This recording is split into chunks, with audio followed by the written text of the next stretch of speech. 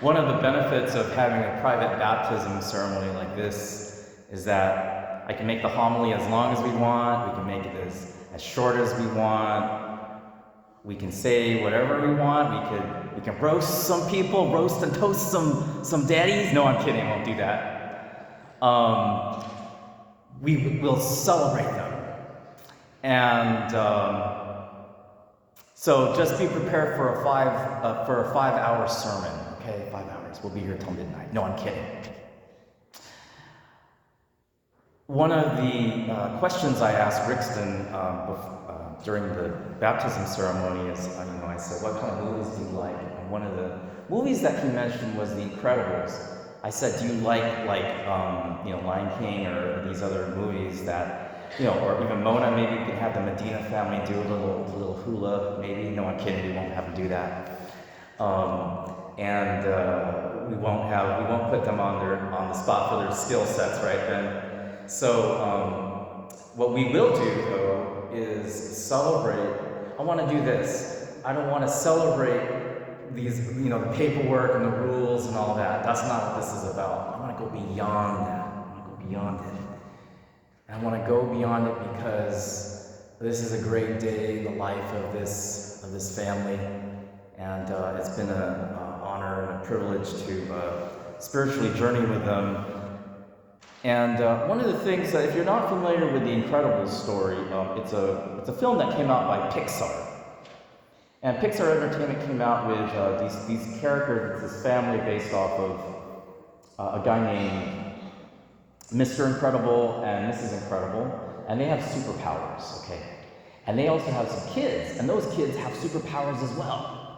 And so it's a whole family of superheroes. In fact, this is kind of a spoiler alert, so if you want, you can cover your ears. I'm going to say a few things about the movie. And I thought I saw a trailer. I hope this is real. I thought I saw a trailer that they're coming out with Incredibles Part 3. So Incredibles 3 is coming out. And Incredibles Part 1 and Incredibles Part 2 came out. If you haven't seen the movie, I recommend it. And one of the things that movie does is it reflects movies like The Lion King or any of these other superhero movies that you see, because Mr. Incredible and Mrs. Incredible have like these powers where the mom can stretch her arms because she's so stretched trying to take care of everything, and Mr. Incredible has these incredible muscles. And then there's a guy named Dash. And Dash runs here and he's fast and he does everything like this. He goes like this. He's very fast. He runs around. He's like 10 years old. And then you have the shy teenager named Violet. And sometimes she disappears and you don't see her. That's her superpower. She also has like a force field to protect herself or her family. And then you have little Jack Jack. Little Jack Jack. And Jack Jack actually multiplies. He has all these superpowers. Well, that is just a movie, right? That's not real. This is real. What we're doing right now is real. What we're doing right now is real, like even in the story of The Lion King. And in that story, we know the story about Simba and Mufasa, the great Mufasa, the great Lion King who dies because of Scar. And he's voiced by somebody named James Earl Jones. He dies, and this other little small lion rises up. His name is Simba. And at the beginning of the movie, you see a scene where they hold up Simba and they show him to Pride Land. And eventually, unfortunately, some bad character by the name of Scar comes around and he takes over the kingdom. And he kicks out Simba and he kills Mufasa. And then Simba's raised by two cute little animals in the forest, and he comes back. He comes back because of somebody named Nala. But there's this one scene where Simba forgets who he is. He forgets who he is when he's an adult. He's the real king. And yet, he doesn't want to go back and fight Scar and take back his kingdom. Until this monkey kung fu dude comes around and he says, look into the water. And Simba looks into the water and he's afraid and he's scared. He says, I don't see anything. I don't see my father. All I see is just me and this water. And then Rafiki, the kung fu monkey dude, says, look harder. And Simba looks at the reflection, and Rafiki says, you see, your father lives in you. And then he looks up at the sky and he sees his father. And his father says to Simba, remember, remember. And he goes back and he defeats the hyenas and Scar. That story is also our story. The story of The Incredibles, the story of Lion King. All these superhero stories are our story as well. And in order for us to be part of that tribe, that village, that family, we need to know the story. And that story of salvation is this. When God created the world in 6 days, he created it to be beautiful. He created man and woman. They were meant to be in such perfect state with each other. They weren't haters. They were in such union with God and with each other. But then somebody like Scar comes around and he says, did God really say to you, Adam and Eve, not to eat from the tree of knowledge of good and evil? And so what did they do? They disobeyed God. And that brought in original sin. That brought in the first sin, it brought in the first murder, it brought in the first violence, and then the man and women started to go at it with each other and they started to hate each other. Everything started to fall apart because of original sin. Just like when Mufasa died in The Lion King, everything in Pride Land started to fall apart. They started to run out of food, they didn't have any water, they were starving, all because Scar was in charge. Well, Scar was in charge, but his name wasn't Scar, his name was Lucifer. And Lucifer is a real person. And he hates you. He hates you. He hates you because you're going to replace him. You, the baptized, are going to replace the fallen angels. So God created all these angels to be perfect. And according to tradition, Lucifer took one out of every 3 angels. Your guardian angels stayed loyal to God. And then God said to Satan, Lucifer, who became Satan, he said, I'm going to condemn you, and I'm going to condemn the human race. Except, for some reason, God decides to save the human race. He comes back. He says, I'm going to send my son. So all the Old Testament is there to prepare the way for Jesus. And when cute little baby Jesus was born, he was like Simba. He was like the Incredibles. They were born into a world of darkness and fallenness. It's like the movie The Matrix, where everything's all taken over, or The Lord of the Rings, when evil is conquering everything, or it's like the Emperor is in charge of the galaxy in Star Wars. Everything is in darkness. Pride Land is just obliterated. Until God becomes one of us. And he is born in Bethlehem. He grows up, becomes a carpenter. At age 30, he gathers 12 apostles. He gives us the sacraments. He establishes the Holy Catholic Church. And he dies on the cross and then rises 3 days later from the dead. And then right before he ascends into heaven, he says, go and baptize all nations. And in fact, that's the reading from today's gospel. Go and baptize all nations in the name of the Father and the Son and the Holy Spirit. And that's what we're doing today. And he says, behold, I'm with you always. I'm with you always.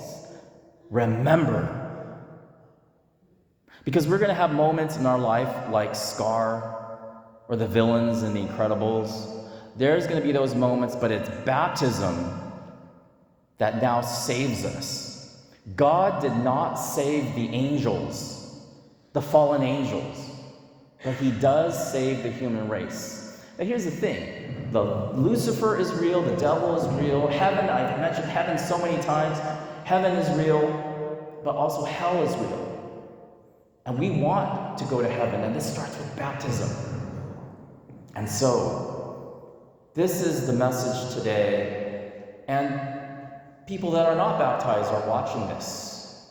They're saying, what's this about? Why do you pour water over the baby's head? Well, it isn't just about removing original sin, because that's what baptism does. It removes original sin. But as we saw from Cheryl and Kuya Don reading from today's reading from the first letter of Peter and Psalm 23, baptism doesn't just take away original sin in the soul. It replaces it.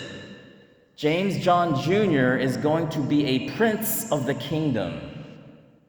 He's going to be royalty. He is the true prince. He is the true inheritance. Just like Simba was. And later on in the baptism ceremony, we're going to hold him up because we're going to show that he is the true royalty. Today is his day.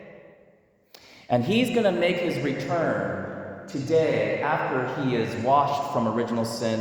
And I love chrism oil. And I'm going to put a lot of chrism oil on his head because this is what you get. When you're confirmed in confirmation, you get this oil. If you're a king or a queen, you get this oil too. And if you're ordained a priest, your hands are anointed with this oil. It smells so good. And then we're going to have a candle that represents the light of Christ. And then we're going to have the white garment which James John Jr. is wearing. And here's the other thing I want to say about this. And I want the world to listen to this, not just us here in the church. Because according to the church's liturgy, it isn't just us gathering, about a dozen of us gathering. In the church's liturgy, even those that have died are united to this moment. So I think of my mother-in-law, Mama Helen, JJ's mom. She's somehow connected to this day right now. I think of their grandparents, the Katubig family tree. They are somehow connected to this. And Rosanna and all the members that have myself, who have married into the Katubig family, we are also connected in this one great family, this circle of life, if you will. It's a big circle of life that's going to end in heaven. Because that's our ultimate goal, is to go to heaven. This life is just temporary. I mean, we live to like 90, 100 years old. But this is just a blink of a blink of a blink of a blink of a blink of a blink of a blink of an eye. But in heaven, all your acts of love are going to be glorified. And it's going to be so awesome, incredible in heaven. That starts with baptism. World, are you listening to this? I'm not just turning to the church here. I'm turning to the world there. Because I want the world to say this. I was joking around about roasting and toasting daddy and mommy. I'm not going to do that. We're going to celebrate them. Because I want the world to know this. World, are you listening? Daddy and mommy have gone through so much to be here for this day. And I want the world to know this. And Rosanna, I said the same thing to you about his heart. And I want all the world to know this. With the sacraments of the church, the 7 sacraments, these signs that Jesus gave us, the father of this child, the mother of this child has chosen baptism for this baby. The mother and father of this child have chosen the sacraments. They have chosen to do this the way the church has envisioned it. The godparents have done this the way the church has envisioned it. It's a long journey. I commend you for that. And I want the world to know this about his heart. That it is a heart of a son who loves, a son who is beloved. And Rosanna is the same. Her heart is beloved. World, are you listening? Because they have brought their child to the waters of baptism. And I want all the world to know this. This is proof in the sacraments. Thank you. Thank you for choosing this. It's more than a roast and toast. It's a glorification because you, family, are the real superheroes. You guys are the real superheroes. James John Jr. is the real superhero. I used to have an old Monsignor tell me, because like with my kids and my wife, we bring them to church and everything, and they'd always be fussy and all. And I'm like, that's what they do, they're babies. And this Monsignor, this Irish Monsignor would say, parents, bring their children to church even though they're noisy. That's what they do. That's right. And he's speaking. He's speaking at this moment. This is his moment to proclaim love. And so all the world knows the heart of these parents, the heart of this family here that's supporting them. That's what I want them to know. And yeah, it's true. And Mama Helen, thank you. I remember you raising your kids. I remember them sitting there with the family rosary and the family meals, and I remember that. Remember. And so finally, dear brothers and sisters, as we come to the close of this moment to honor this family, this celebration, let us remember that the Incredibles are just a fake story, but the Katulik family is the real deal. There's a picture that they have in Wellfleet. It says, we got family. F-A-M-I-L-Y. Forget about me. I love you. That's what JJ is about. That's what Rosanna is about. That's what this baby is about, James John Jr. and their family. Forget about me, I love you. Because you know, every time you change his diaper or you lose some sleep, you take care of him. It's all about love. That is the act of love. Forget about me, I love you. Remember. And in heaven, we're going to celebrate this one day. In heaven, where there'll be no more sadness and no more tears, you'll see this white garment again to the waters of baptism, where the evil one is defeated. And baptism will protect this baby from evil. You know what's more important than an exorcism? Confession and baptism. You know what's more important than defeating the devil? Is life in Christ. You know what's more important than the rules and the paperwork? This day, this moment. Baptism. This new chapter for this family. Remember. Just like in The Lion King. Remember. Remember. Forget about me. I love you.